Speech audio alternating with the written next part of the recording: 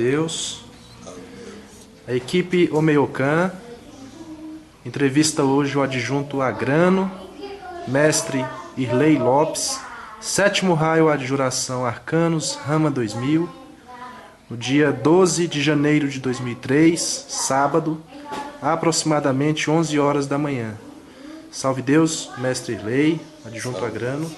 O senhor poderia nos falar como foi a sua chegada ao Vale do Amanhecer, sua vinda? Primeiramente, salve Deus para todos, para aqueles que irão ouvir e ver essa fita. E bom dia também para vocês que estão aqui, empenhados nesse trabalho. E desejo a todos que ouvirem e que verem essa fita, tenha bastante noção de como foi a vida do início dessa doutrina para nós que chegamos nos anos 70, 71, 72, nessa época para cá. Que foi uma fase diferente daqueles que chegaram na Serra do Ouro. Nós já chegamos aqui e encontramos o vale aqui nessa região.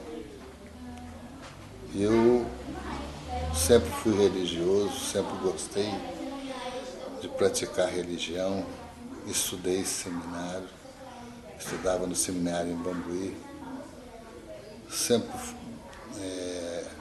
tive a intenção de praticar uma religião, fosse ela a que fosse, mas que tivesse um movimento religioso. Nunca fui um rapaz, nem uma criança, que tive as oportunidades que os outros tiveram, de viver uma vida livre, de brincadeira, de liberdade. Eu sempre tive que trabalhar porque perdi o pai bem novo e tive que assumir a condição do filho mais velho aos 12 anos de idade, morando na cidade de São Gotardo. Fomos para Belo Horizonte, foi lá onde meu pai morreu, e de lá viemos para Brasília e estivemos aqui na inauguração de Brasília em 1960. Meu pai era pedreiro, adoeceu, era cardíaco, chagoso, doença de Chaga, e levamos ele para a nossa cidade, e lá o caso dele piorou, levamos para Belo Horizonte, no qual ele veio a falecer. E nós retornamos para Brasília.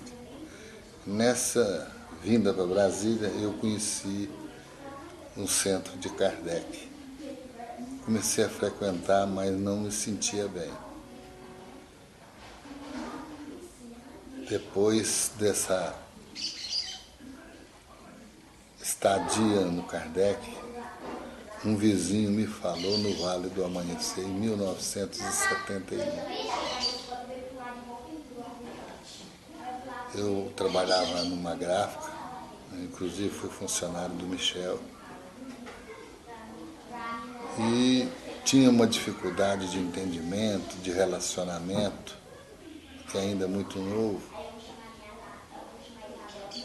com a família, e havia um desacerto com a minha esposa, como se fosse uma coisa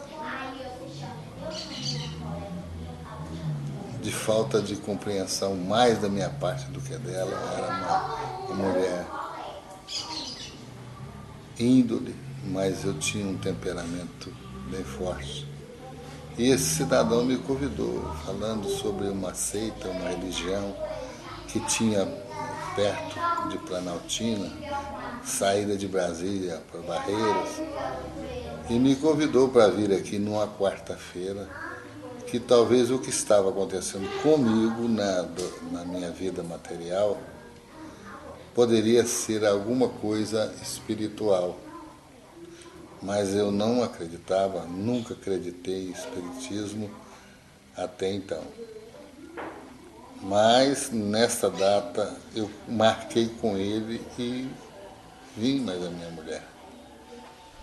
Cheguei aqui, foi para mim um espanto, porque era tudo aquilo que eu não queria ver. A semelhança de magia negra, de umbanda, muita fantasia, muito grito, incorporações berrantes de pretos velhos, gente caindo, rolando. As incorporações não eram como é hoje, não tinha uma disciplina, os médios de incorporação não tinham controle.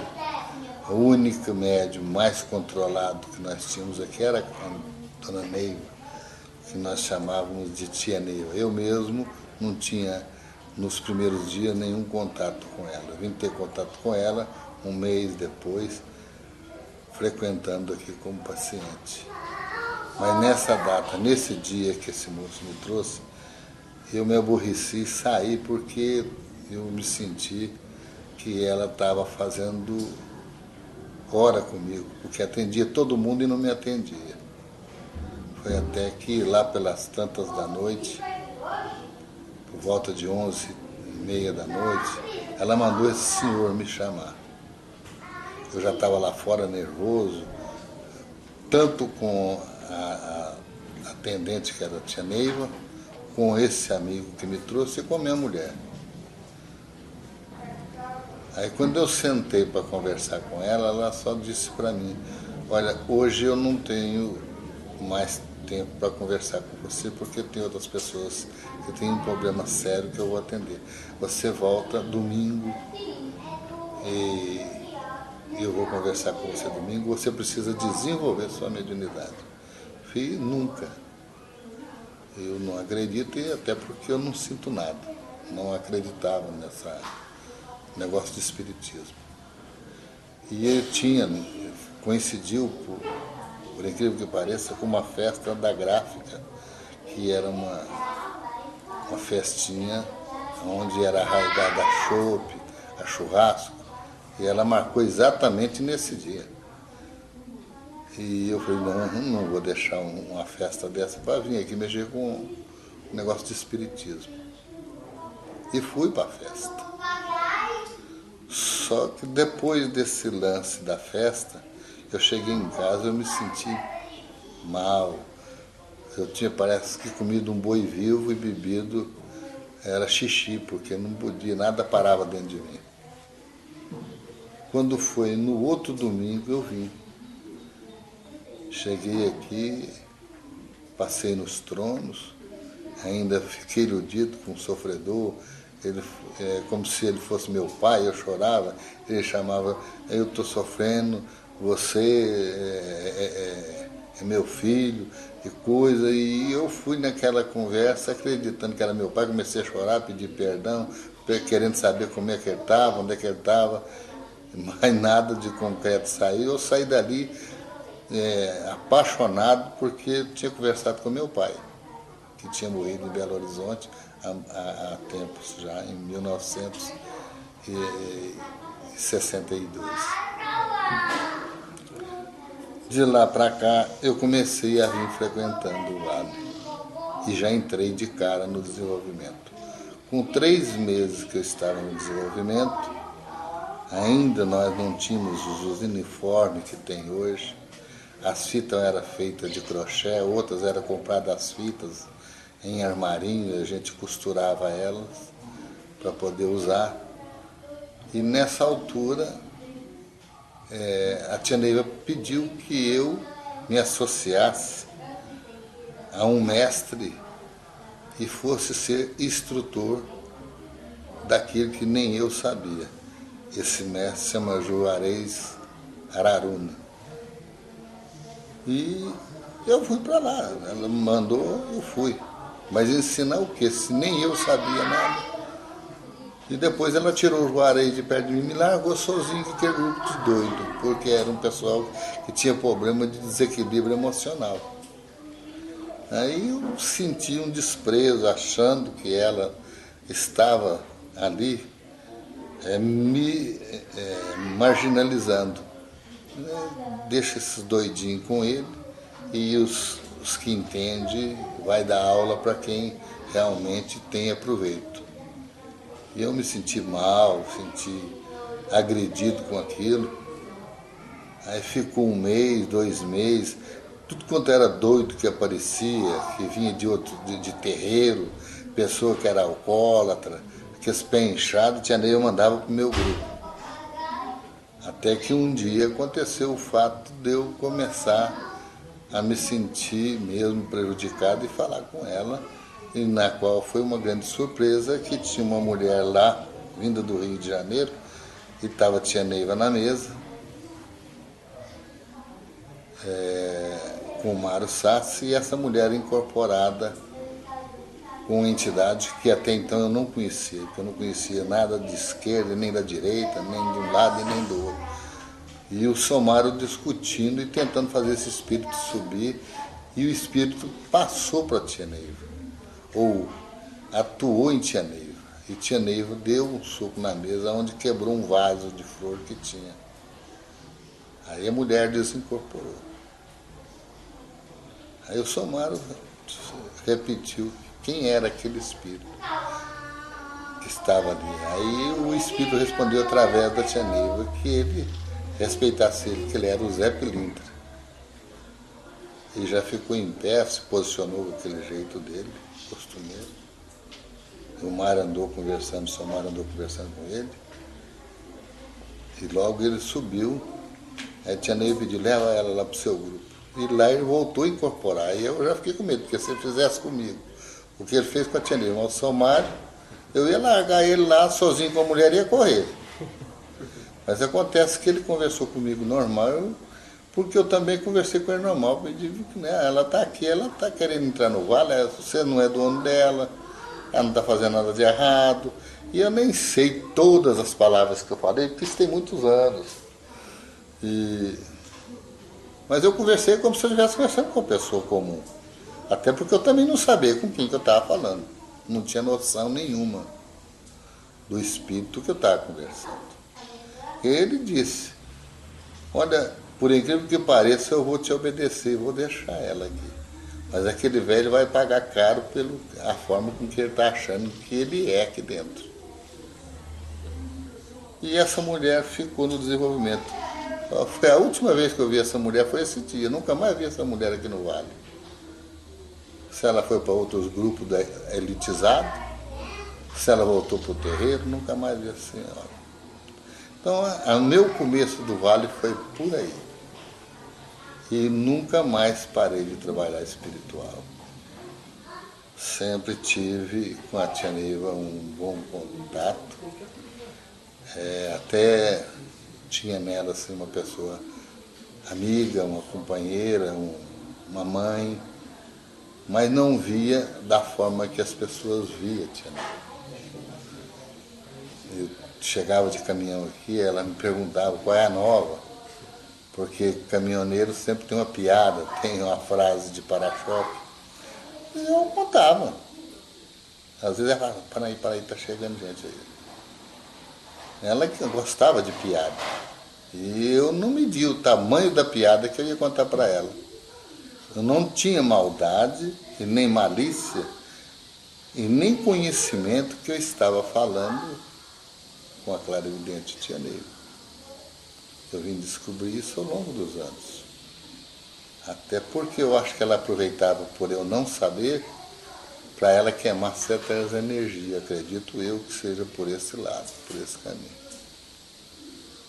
Foi quando surgiu a iniciação, surgiu antes da iniciação um grupo dos Quataí 108, até ela andou fazendo uns travesseirinhos, distribuiu, não completou.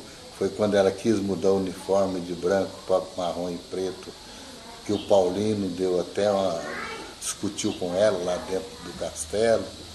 Ela se sentiu mal, ficou triste, e não concluiu o número de 108, ela largou para lá. Aí foi feita a iniciação era feita em cima do templo, numa casinha que tinha em cima, tem nas fotos, quem vê já se identifica onde era o castelo. Tinha uma escada de madeira que a gente subia lá para cima, lá era o Batista, tia Neiva, tinha mais um, e quem dava a palestra lá embaixo era o Guilherme. Então, quando surgiu esta iniciação, eu fiz a primeira iniciação junto com um grupo muito pequeno. Nós não éramos 20 médios que iniciou doutrinadores. Agora, quantos aparatos eu não vi, porque eu não estava olhando quantos aparatos estavam iniciando. E aí a iniciação pegou, foi continuando, depois veio a reforma do templo, aquela iniciação saiu dali, foi para o local que hoje é definitivo, era com Nestor, depois passou por Caldeira, onde eu vim participar 17 anos dessa iniciação. Essa é a parte do homem Irley aqui em Brasília, na convivência do Tianegro. Fui motorista de caminhão por muitos anos. Sempre cumpri com as minhas obrigações no Vale, nunca tirei férias, nunca achei que fosse para mim um peso na minha vida. Eu nunca dividi o Vale para ficar com a minha família, eu sempre fiquei com o Vale e a família em segundo plano. Eu não aconselho isso a ninguém, mas eu precisava disso, senão não estaria até hoje aqui. E tem as histórias, que posteriormente, depois desse intervalo que eu vou dar, que da nossa vida, dos relacionamentos, dos fatos, dos fenômenos, das coisas que todo mundo procura nas igrejas, procura nas sinagogas, procura em seitas, para poder acreditar nas religiões, ou em Deus, ou nos santos, ou sei lá em quê. E o Vale é muito sutil.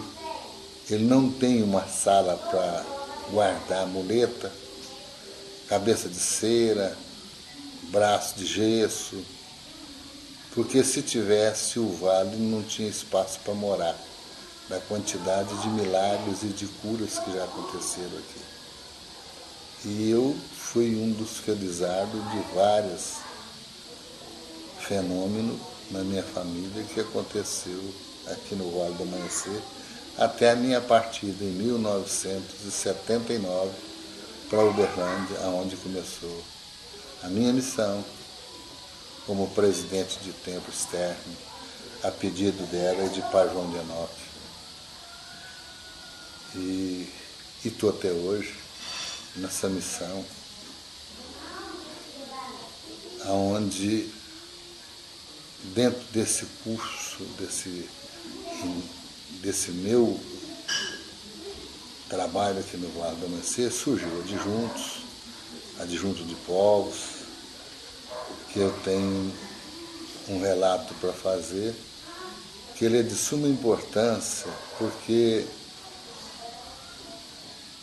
a espiritualidade, o Pai Santa Branca, o próprio Mário Sassi, Nestor tinha muito isso. Não negocia a doutrina, não venda o que não te pertence. E eu fui uma pessoa que paguei até há poucos dias, a peso de ouro, por tentar agradar negociando a doutrina. Se eu quis acertar já na velhice com 65 para 66 anos, eu tive que voltar ao Templo Mãe para poder acertar minha vida e talvez acertar um continente para mim poder ter paz no dia em que eu tiver que voltar para a minha morada definitiva. Salve Deus!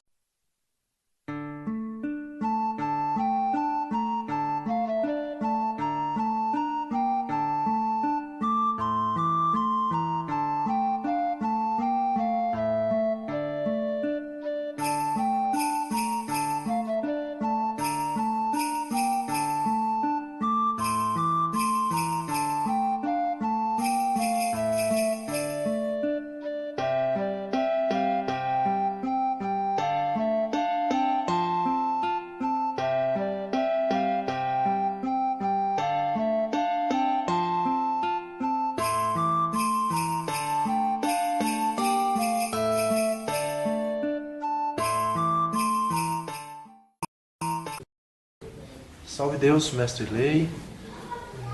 Salve Deus. Qual é a sua origem, o adjunto que lhe recebeu, a sua história? Conte-nos, por favor. Olha, há um mal-entendido com relação ao adjunto de raiz. Quando surgiu o adjunto de polvo, eu tive uma grande dificuldade em convencer tia Neiva a me colocar num adjunto.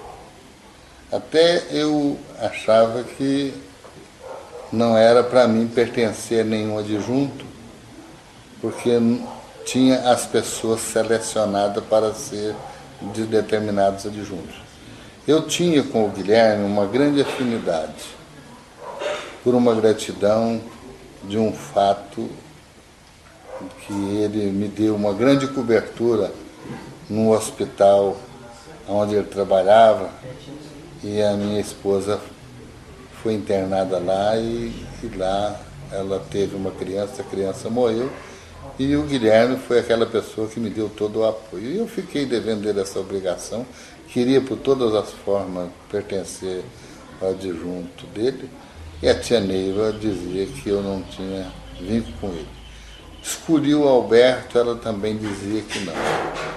Me simpatizei com o Caldeira pelo jeito dele falar, aquele jeitão de alegre dele, ela também não permitiu. Tive alguns contatos com o Lacerda, porque eu morava em Taguatinga, o Lacerda morava na Ceilândia, e a gente começou aqui quase que na mesma época, nos mesmos dias, e a gente fez um ciclo de amizade por intermédio do Hilton, que era amigo do Lacerda. Também a tia não permitiu, e eu cheguei a perguntar para ela por que ela não me deixava entrar em nenhum adjunto. Ela disse que eu tivesse paciência, que talvez eu não teria um adjunto, eu teria que dar apoio a um adjunto. E nessas alturas chegou a data fatídica, que foi o dia da consagração. Um dia antes eu procurei tia Neiva. Falei, tia, então quer dizer que eu passo com quem ou aonde, eu fico aonde? Foi, meu filho, foi botar te esperando aqui. Tem um mestre aí que ele não conseguiu concluir os 7º raios dele. Ainda falta mestre para completar o adjunto dele. Eu vou te apresentar, ele é uma pessoa fantástica. E nessas alturas, nós conversando ali, entra para casa dentro, na casa grande, o Fogaça. Aí a tia falou, olha, falando nele, ele chega nele, é isso aí. Quando o Fogaça entrou na porta da sala, nós estávamos no 7º.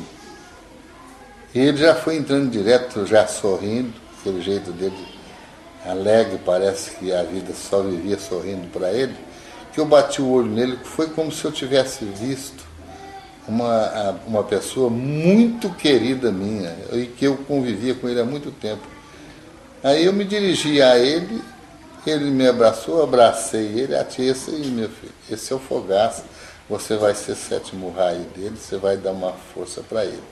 Falei, graças a Deus. Então quer dizer que com ele eu vou passar por vai ser um 7º raio. Ele me abraçou, bateu bastante nas minhas costas, mas ele era sempre, e é, ligeirinho, não sei como está hoje a condição, mas saiu dali, do jeito que ele chegou sorrindo, saiu sorrindo, e ele, aí me perguntou, você tem gente para formar o 6º raio? Eu falei, muito. Mas depois pensei, muito como? Se eu não tem ninguém aqui. Mas esse muito que eu quis me referir era a minha família toda, que era do Vale do Amanhecer. Mãe, padrasto, irmãos, cunhado, cunhada, enfim, passou do número que precisava. E quando foi no outro dia, nós nos apresentamos a ele e passamos com ele e consagramos Uruamê.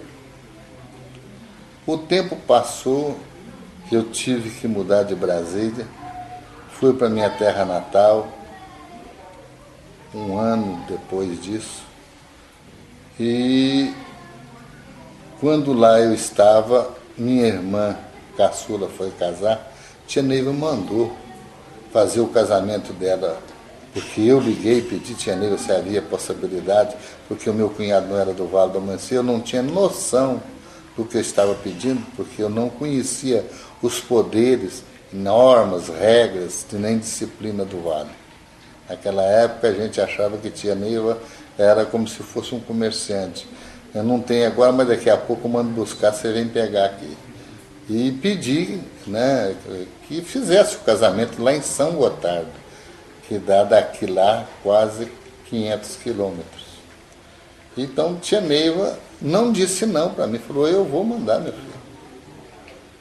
E mandou mesmo, na data marcada, tia Neiva mandou, foi uma van onde foi a Lili, que hoje já desencarnou, Manuel Silva, o Jairo, tia Vera, a Lésia, Dominguinhos, o X, a Janda, aquela que era a Delma, que era a Janda, a Paquinha, que trabalhava com ela, que hoje é mulher do Jean René Baffé, é uma turma muito grande. Oh, meu Deus. Não, é uma turma que foram fazer o casamento lá. O Mário Quioche, a primeira mulher do Mário Quioche. Enfim, essa turma foram lá, foram numa Kombi do Manuel Silva, lá em São Gotardo. Diz que foi gente incorporando daqui lá e veio gente de lá para cá incorporando sofredor, porque o lugar lá é pesado. E por incrível que pareça, o comentário que surgiu na cidade, por ser uma cidade pequena, chegou ao conhecimento de toda a sociedade. E quem é que foi ver essa novidade? O padre. Para ver qual era a diferença do casamento do Vale. E nós, sem termos um templo, lá não existia templo, fizemos esse casamento no Salão Nobre da Prefeitura. E aonde é que se trocou de roupa? Em casa. E descemos dos carros no meio da rua, todo mundo de indumentária e de uniforme. Foi aquela, como se fosse uma festa de carnaval, todo mundo olhando nós descer para um desfile. Tudo isso, tia Neiva abriu mão pelo amor de mãe, pelo amor de clarividente, por entender o quanto que nós ainda tínhamos que aprender. Eu acredito que era o primeiro passo, foi o primeiro casamento que existiu fora do Vale do Amanhecer, fora das normas de regra, não tinha lei, não tinha nada. E esse casamento foi feito, a Terezinha cantora, cantando, um cara está tão fora de órbita esse casamento, que nós convidamos os músicos de lá, que não conhecia música do Vale, e o cara acompanhando as músicas do Vale, tocando um cavaquinho, o outro um saxofone e a Terezinha cantando. O X fez o casamento, o Dominguinho é que foi, levou a espada, enfim, o casamento aconteceu, o padre assistiu, quando foi na missa do domingo, que o padre foi falar, que coisa linda, que não é nada daquilo que o povo pensa de espiritismo, foi uma festa maravilhosa. Dias depois o prefeito pediu que ele fosse afastado da paróquia da cidade de São Gotardo. Eu nunca mais vi esse padre. E eles vieram embora, nós ficamos 2 dias lá na festa e eles vieram embora. Então, nesta ida do Mário Quioche, ele levou um brochezinho, esse broche, que na época estava saindo, a Luxan, e disse para mim, olha, a tia mandou te entregar esse broche aqui e dizer que você, a partir de agora, vai emitir comigo. Foi, mas e o Fogaça? Ele falou, não, o Fogaça não tem povo, não. Ele se envolveu, separou da mulher, coisa e tal, e não entrou em detalhe que o Mário não era muito de dar explicação. Mas eu peguei aquele broche e não fiquei convencido. Passou-se os tempos, uns 2 anos mais ou menos, eu vim conversar com tia Neiva sobre esse assunto, porque ela me pediu que abrisse o templo em Uberlândia. Aliás, ela não, eu Falei para ela que estava morando em Uberlândia e ela então falou: meu filho, eu tenho um compromisso com o pai João de Enoque de abrir um templo no Triângulo Mineiro. E o escolhido é você, porque você tem dívidas grandes lá. Eu, mas por que, Euzia? Foi porque você, meu filho, causou grandes tragédias lá. Você é endividado lá.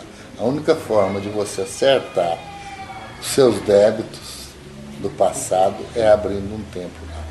Mas ela não disse Uberlândia, Uberaba, Araguari, ela disse Triângulo Mineiro. Para mim, ficou mais fácil Uberlândia, porque eu já estava morando em Uberlândia. Então eu abri num colégio, de um colégio passei por uma casinha, de uma casinha para um terreno. Um dia ela me chamou aqui e disse: olha, meu filho, você é adjunto regente, foi sua regente. Ela falou: você não tem condição sozinho de tocar aquele templo lá sem as informações daqui. Até aconteceu um lance muito importante, que é bom que você saiba disso, que eu dei uma entrevista para a Rede Globo, para um jornalista que faz o Jornal do Meio-Dia, até hoje ele está na Bandeirante, chama Orley Moreira. Ele trabalhava na Globo, que é a TV Paranaíba. Hoje ele está na TV Paranaíba, ele trabalhava na Globo. E um vendedor de propaganda da rádio, da televisão, me levou lá para poder falar sobre o Vale. E eu levei o colete e a camisa, sentei na bancada e ele me fez perguntas sobre Tia Neiva, sobre o Vale do Amanhecer. Eu parei o pau, falei tudo que ele me perguntava. Mas parece que eu estava tão protegido pela espiritualidade, ou ele tão bem intuído, que ele não me fez nenhuma pergunta que deixasse a imagem do Vale denegrida. Ele perguntou sobre Tia Neiva, sobre a mediunidade de Tia Neiva, quem era Tia Neiva, de onde Tia Neiva tinha vindo, o que Tia Neiva fazia, como era o Vale do Amanhecer, que tipo de trabalho nós tínhamos, qual era a ligação nossa entre Kardec e outras doutrinas. E eu respondi para ele no Jornal do Meio-Dia. E ele falou se eu tinha alguma coisa para falar. Eu disse: não, eu estou aqui porque eu quero ver se eu consigo encontrar com alguém do Vale do Amanhecer, que mora aqui em Uberlândia, para a gente bater um papo, para ver se nós possamos encontrar e fazer os trabalhos aqui. Tudo isso preocupado com a comodidade nossa. Não havia nenhuma orientação até então da Clarividente. Foi coisa minha pessoal, essa entrevista na Globo. Depois dessa entrevista é que eu vim dar satisfação à Clarividente e ao Mário Sassi. E até Tia Neiva disse: quando você for fazer isso, nunca mais você dê entrevista sem ordem do Mário, porque a imprensa, ela é carniceira e você não conhece. Não faça nada que não seja orientado pelo Mário Sassi, porque o Mário tem experiência. Aí o seu Mário falou: o que foi que você disse? Eu falei: olha, eu disse isso. Você falou: se eles te procurarem, você não dê mais entrevista. Mas aí começou o jornalzinho lá na minha porta e eu não respondia. Nunca mais atendi. Mas no que o jornalista perguntou, quando eu fiz esse convite, apareceram mais de 15 famílias que eram do Vale e moravam em Uberlândia. E aí nasceu Uberlândia em 1979. Em 1980 nós inauguramos. Foi quando Tia Neiva então me chamou aqui e me disse sobre a minha classificação, sobre a dificuldade. Eu era caminhoneiro, não podia estar aqui todos os dias. Então ela falou: ai, meu filho, qual que é o seu adjunto? Eu falei: meu adjunto, a senhora não passou eu para a Luxana? Ela falou: não, meu filho, a Luxana não, meu filho, a Luxana está lá para a Serra Pelada, tem tempo de me matar de tristeza. Está ele, está o Capuchinho, está o Jorgito, e foi falando o nome da turma toda, que senão eu não vou entregar todo mundo aqui. Foi falando o nome de todos que foram para a Serra Pelada. Foi, quer dizer que então agora eu não tenho adjunto? Não. Você não é mais a Luxana, não. Então continuou tudo Dante como antes. Ela falou: é, meu filho, mas eu vou arranjar um para dar um apoio para você. você volta o mês que vem aqui. E isso aconteceu. Um mês depois, eu vim aqui, ela me apresentou o Veronildo e dizendo, olha, meu filho, esse mestre, ele vai dar apoio a vocês lá com o grupo dele. Mas eu quero dizer a vocês, ninguém é obrigado a mudar de adjunto, não. Porque adjunto é igual sapato, só é bom enquanto não aperta no pé. Então, todos nós continuamos no que nós estávamos. Mas, pela bondade, aquela presença maciça do Donato, do Dias, do Araújo, do João Inocêncio, daquela equipe do Veronildo, né? O Veronildo sempre polêmico, não vou, porque está gravando, eu não vou negar. Do Veronildo é aquele que ele não espera você terminar. Ele primeiro fala não para depois concordar. Se você falar com a ideia de R$1.000, você fala, Veronildo, eu queria te dar, ele fala não, R$1.000. Aí é que ele pensa, não, então eu quero. Ele não espera você concluir. E sempre tivemos dificuldade de relacionamento. Então, foram anos o Veronildo, a Tia Neiva pediu que o Veronildo assumisse a condição de Uberlândia como presidente e eu passasse para vice-presidente. E assim ficou, 8 meses. 8 meses depois, em virtude de alguns desacertos da vida material, financeira e profissional do Veronildo no Exército, Tia Neiva fez um pedido para um oficial do Exército para que o Veronildo não fosse prejudicado, mandaram ele para São Gabriel da Cachoeira. E ele só voltou 1 ano ou 2 anos depois do desencarne da Clara Vidente. Mas eu nunca tive a afinidade que eu tive com o Fogaça. Eu nunca tive com o Veronildo.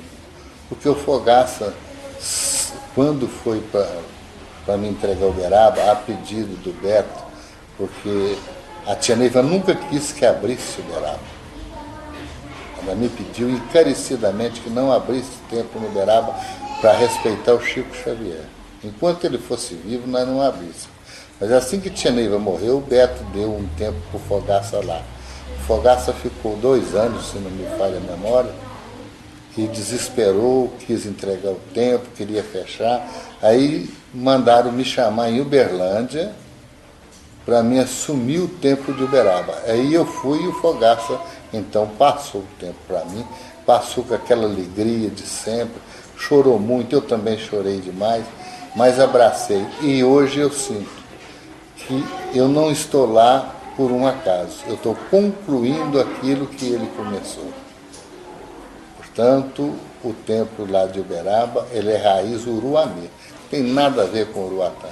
E eu parei de emitir Uruatã porque a Tia Neiva mesmo já havia dito há muitos anos atrás que um adjunto só permaneceria emitindo outro adjunto até 5 anos. E já tem quantos anos que nós fomos consagrados arcanos?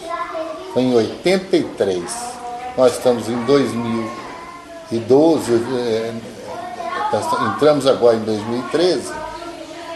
Então, quanto tempo passou que não era para ninguém mais emitir na linha de ninguém? Isso é uma exigência dos trínios. Não foi da Tia Neiva. Ela não deu essa determinação. Ela dizia que, inclusive, foi quando surgiu o Sivas, ela falava, o Sivas emite só 3 anos, ou 4 anos, 5 anos, se não me falha a memória, não tem bem recordação, ele não emite mais em outro adjunto. E o adjunto e o mestre que passa arcano não emite em outro adjunto. Mas manda quem pode, obedece quem tem juízo. Eu continuei emitindo Uruatã, negociando para agradar o Veronildo, porque era ele que estava me dando assistência, e traindo de verdade aquilo que me dava força, vida, que era o ministro Uruamê.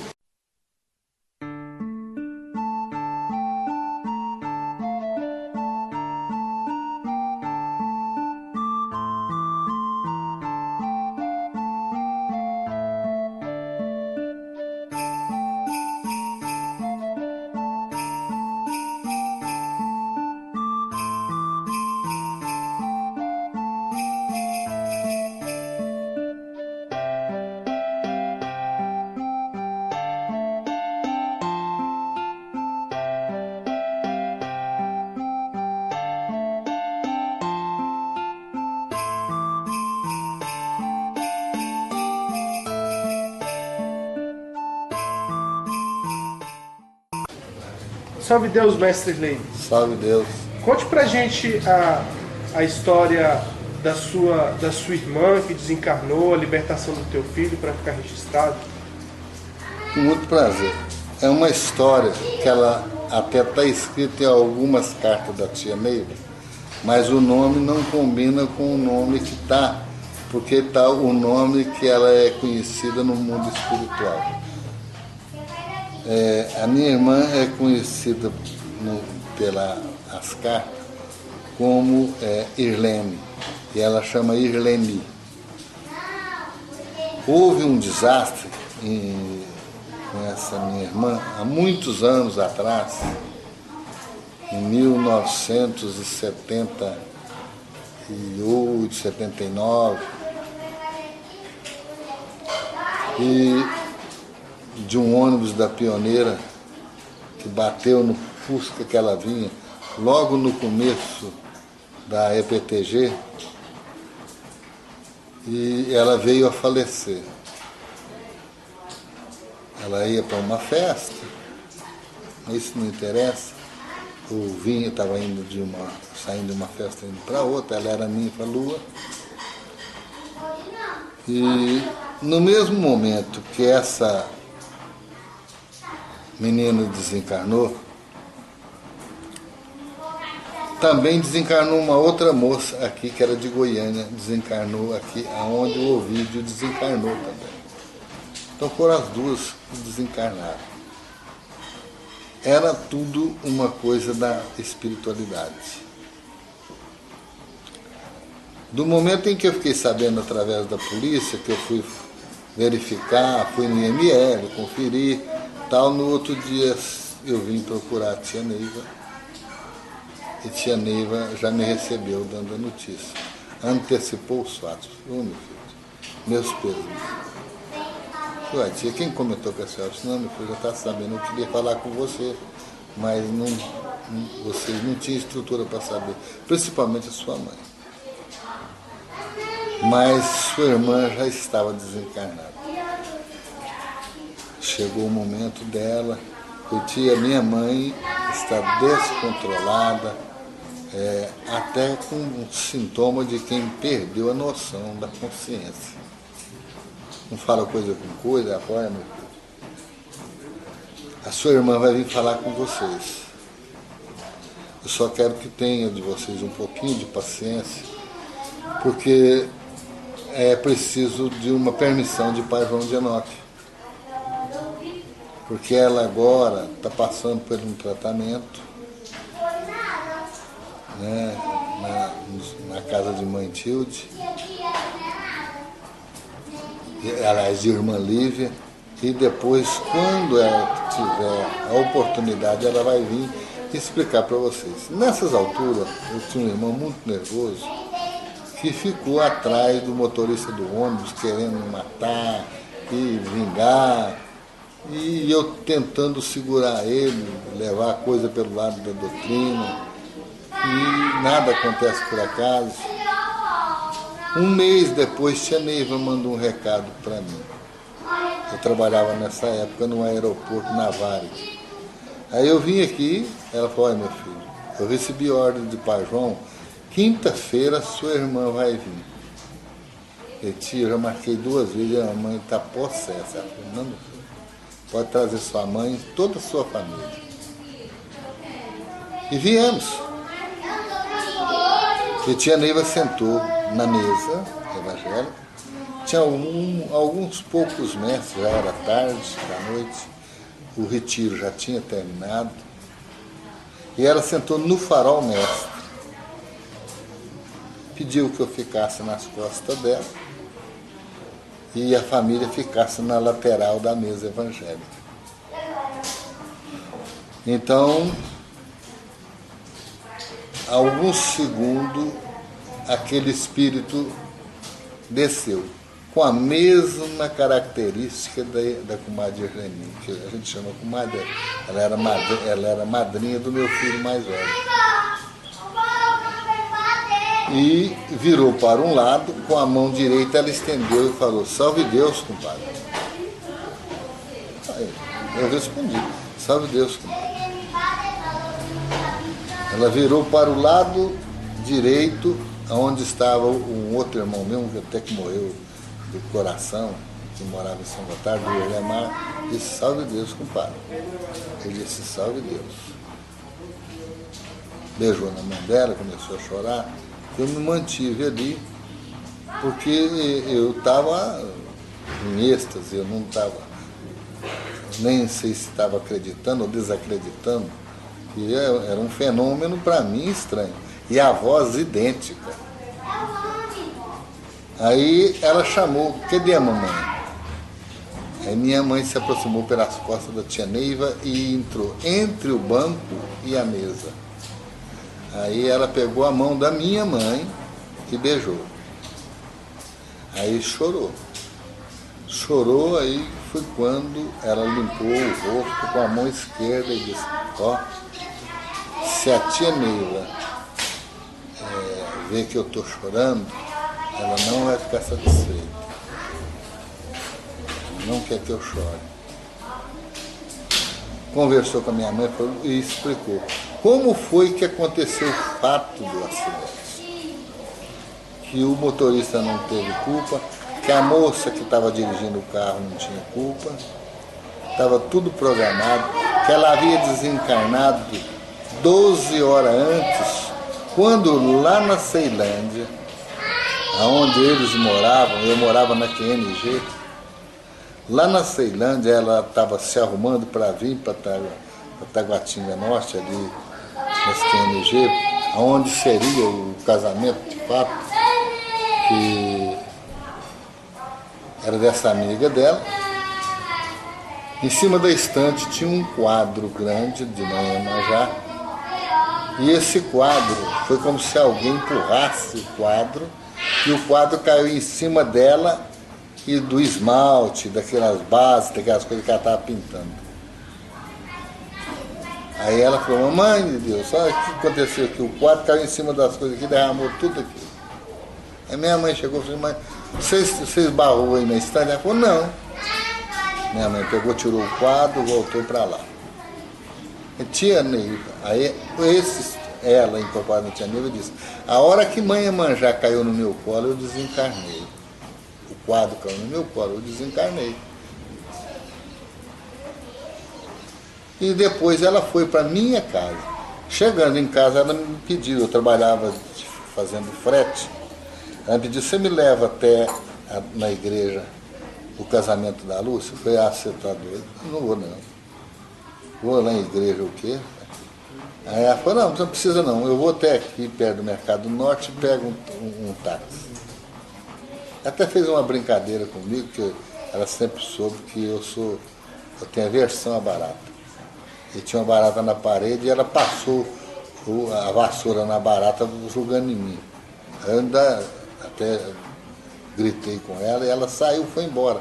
Mas quando eu entrei em casa, no quarto dos meus filhos, estava anel, cordão de ouro, relógio, pulseira.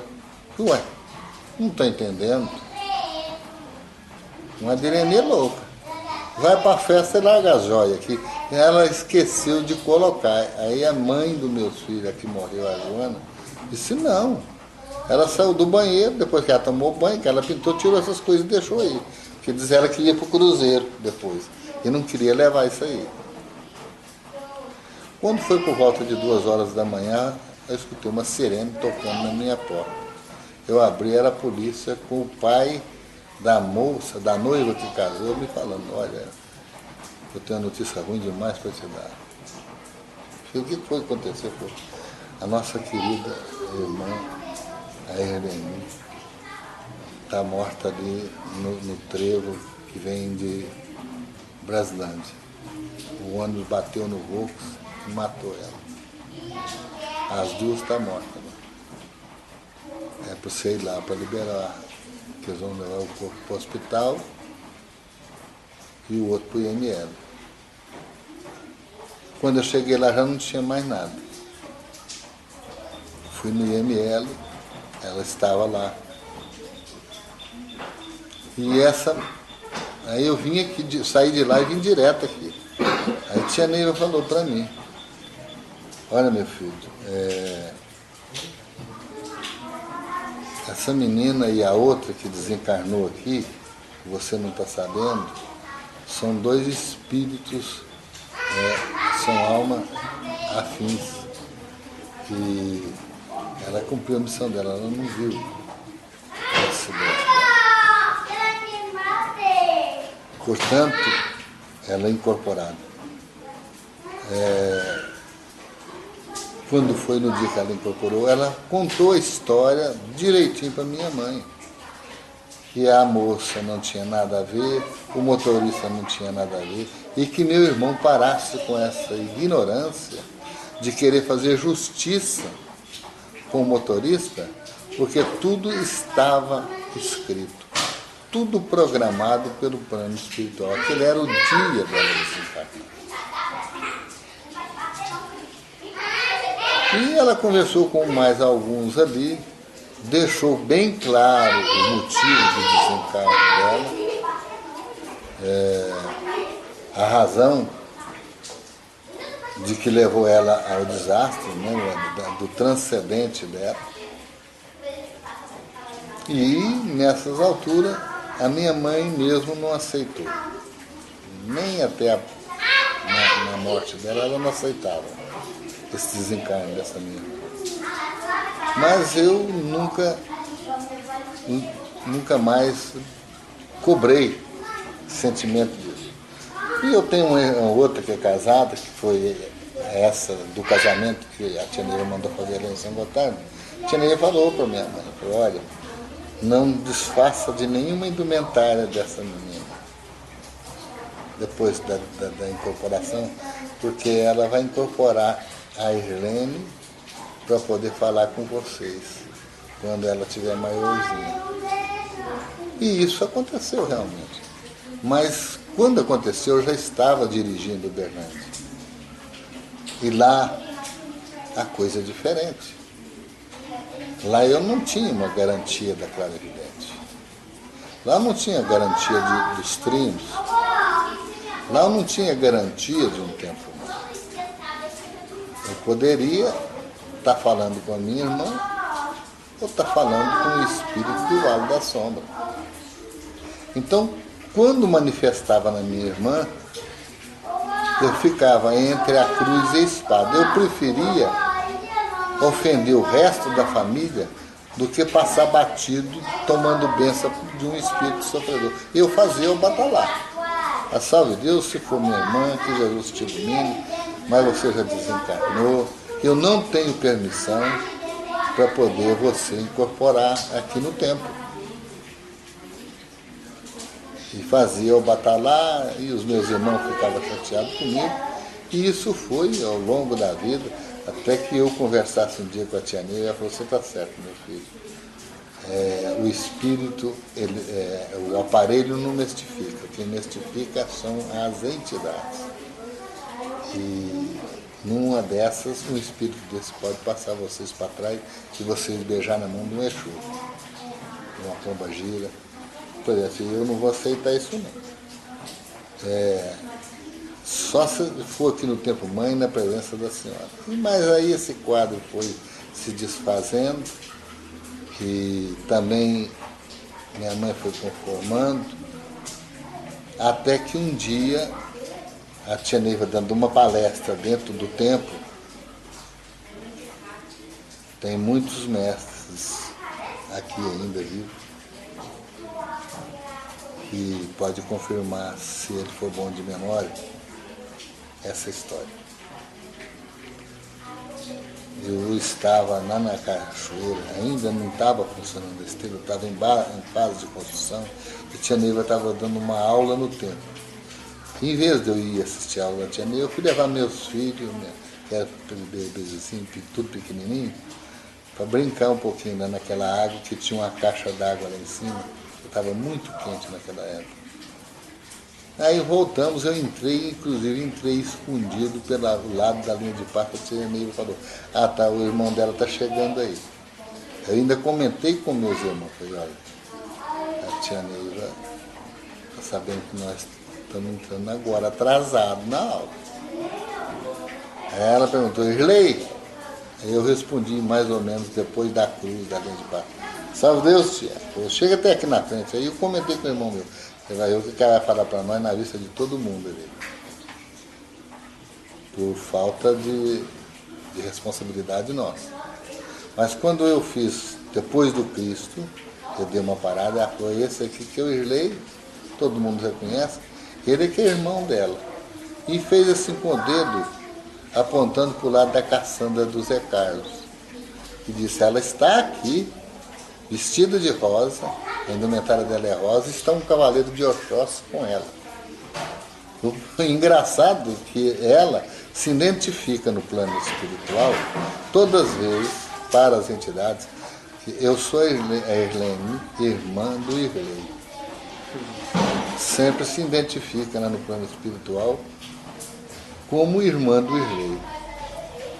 E ainda brincou comigo assim, que moral, hein, que você tem. Mas a gente, naquela época, não tinha noção da verdade da clara evidente. Ficou como se fosse uma coisa assim, uma gracinha só, simplesmente uma brincadeira. Não levei a sério. Mas tem isso escrito, né? E quem ouviu que estava... Tem muita gente que estava dentro do templo, porque o templo estava lotado. Ainda tem gente viva aí que ouviu essa história. E essa menina hoje,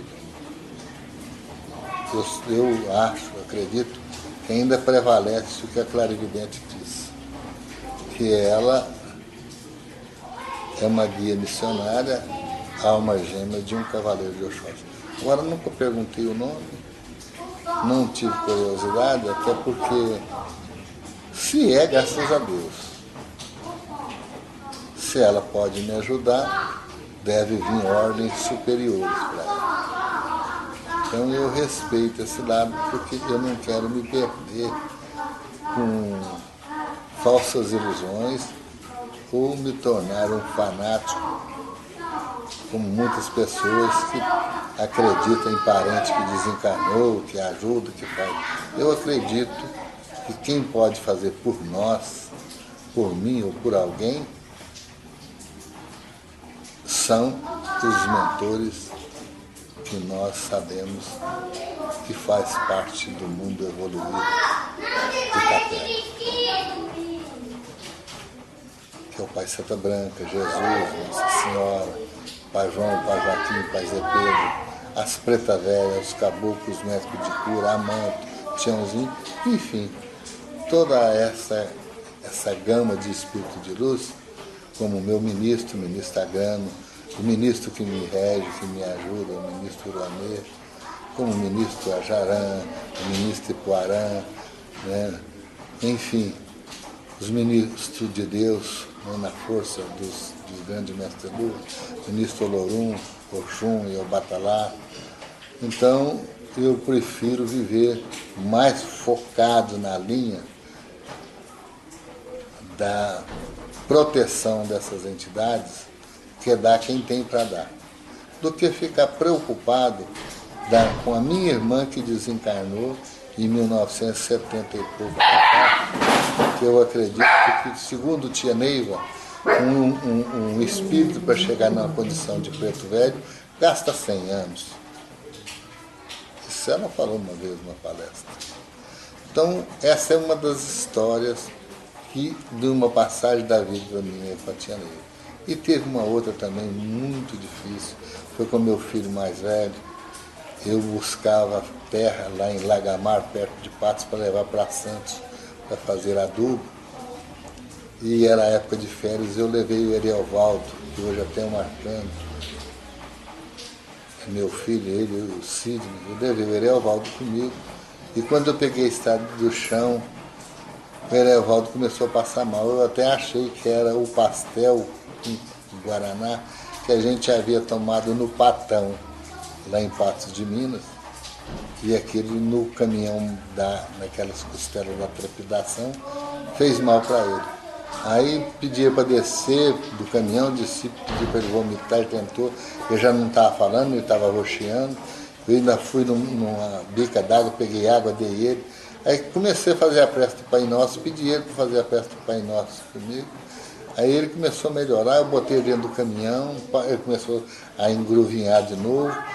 E eu tentei tocar, não dava, aí voltei para o posto em Patos.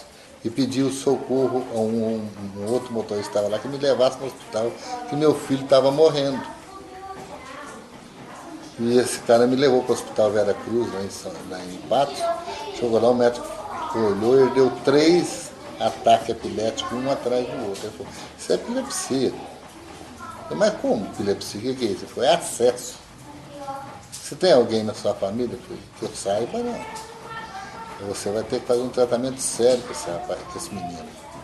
Vai ter que levar para Belo Horizonte, porque nosso recurso aqui é pouco. Tal.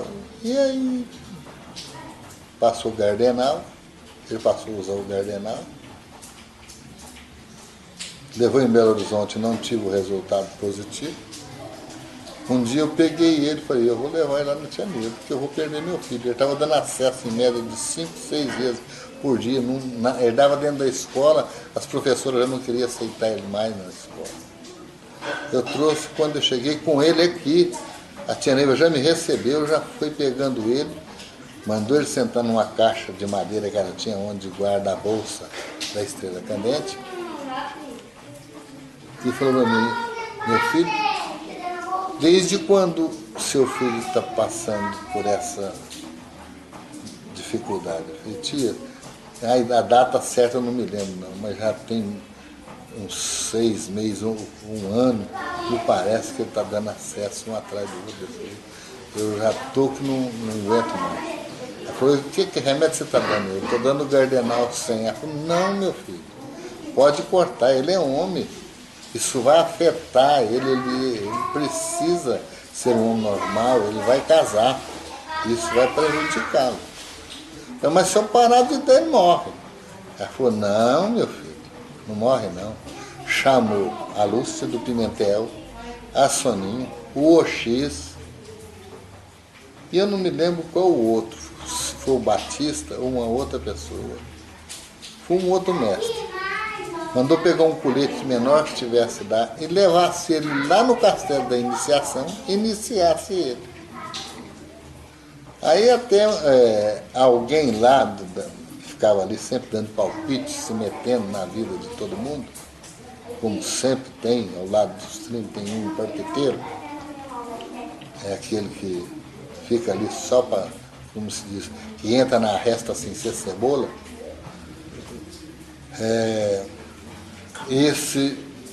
Mas esse menino só tem 12 anos. A Tia Neiva, faça o que eu estou mandando. Iniciou o menino e ele nunca mais tomou nem melhoral para essa doença. Então essa é uma das coisas que me marcou muito, que aumentou um pouco mais a minha fé na convivência com a clarividente Neiva. E outros fenômenos que eu tive, de conversas com ela, da vida da Tia Neiva, da mulher Tia Neiva.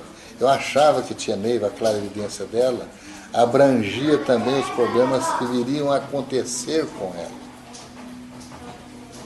Quantas das vezes Tia Neiva me fez pergunta se eu estava sabendo disso. Eu falei, mãe, como é que pode?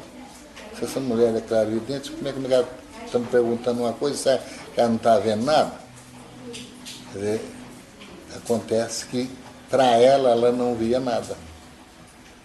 Ela via o que era nosso.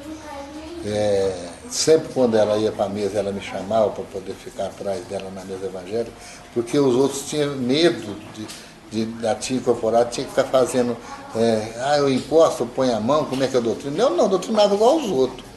Espírito sofredor, aparar, eu tomo lá.